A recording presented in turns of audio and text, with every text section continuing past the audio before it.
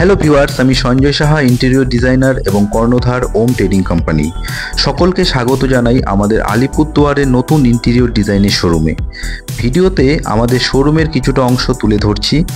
আমাদের এখানে modular kitchen থেকে শুরু করে bed, wardrobe, TV unit, study table, fall ceiling ইত্যাদি সমস্ত কাজ আপনাদের বাজেটের মধ্যে করা হয় এবং এখানে ইজি ইএমআই এর সুবিধাও রয়েছে।